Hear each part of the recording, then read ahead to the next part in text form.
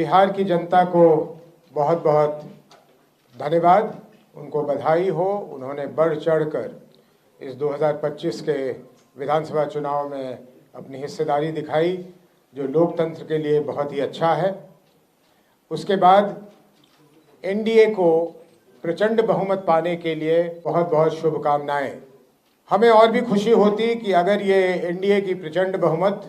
उनके सरकार द्वारा किए गए काम के आधार पर मिलता, लेकिन जैसा कि ये जग जाहिर है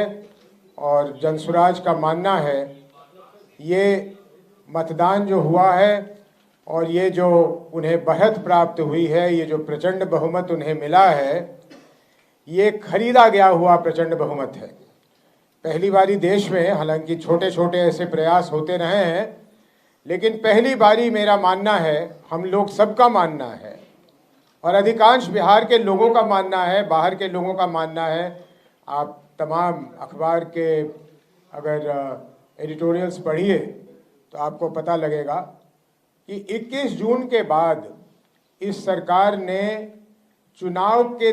होते होते तक करीब करीब 40,000 करोड़ रुपए,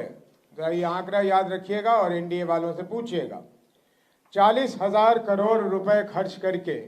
ये बहुमत प्राप्त किया है और जनता के पैसे से जनता की वोट खरीदी गई और बिहार के भविष्य को बेचा गया। ये जो पैसे खर्च हुए हैं, इसको वहन करने की शक्ति बिहार के अर्थव्यवस्था में नहीं है और इस कारण जहां आवश्यक खर्च करने थे सरकार के पास, अब राशि नहीं बचेगी, न शिक्षा को सुधारने के लिए, न स्वास्थ्य को सुधारने के लिए, न यहाँ पे इंफ्रास्ट्रक्चर बनाने के लिए। पलायन वलायन रोकने की बात तो खैर ये ऐसे ही कर रहे थे जनसुराज के कारण, लेकिन बिहार के अर्थव्यवस्था की जो इन्होंने स्थिति कर दी है, यहाँ तक, और इसका मेरे पास अभी क्योंकि कागज़ नहीं आया है, मैं इस पर बहुत नहीं बोलूँगा, लेकिन मैंने सुना है कि विश्व बैंक से जो इन्हें किसी प्रोजेक्ट के लिए कर्ज मिला था, उसके भी 14,000 करोड़ रुपए उन लोगों ने ये कैश ट्रांसफ़र पे लगाया है। तो इस हालत में बिहार की जनता,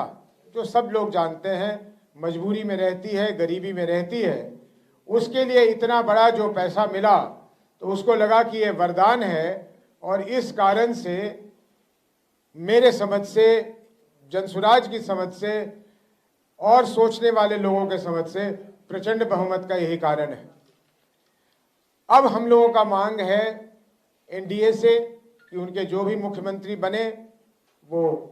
उनके कार्य क्षेत्र की बात है, मुझे उसमें कुछ नहीं कहना, लेकिन हम ये आशा करते हैं, ये हमारी मांग है कि एक साफ सुथरी सरकार बने जिसमें भ्रष्ट और दागी मंत्री की जगह न मिले। जो पिछला कैबिनेट था या अभी भी चल रहा है, शायद वो उन्होंने इस्तीफा नहीं दिया है, उसमें जिस तरह के लोग थे उस तरह के दागी लोग ना हो और बिहार की चिंता करके, जो आदरणीय प्रधानमंत्री जी और नीतीश जी ने कई बार दोहराया, उन्होंने करीब करीब वही बातें दोहराई जिसको शुरू जनसुराज ने किया, जिसपे जनसुराज अडिग है। ये शायद प्रधानमंत्री जी ने कहीं पलायन की भी बात की कि पलायन के लिए वो कुछ करेंगे, कुछ फैक्ट्री लगाने की बात की है। इन सारी चीज़ों को उन्हें तत्परता से करनी चाहिए। जनसुराज की पूरी निगाह उन चीज़ों पे लगी रहेगी। जहाँ तक जनसुराज का सवाल है, जिस संकल्प के साथ, जिस दृढ़ता के साथ हम शुरू हुए थे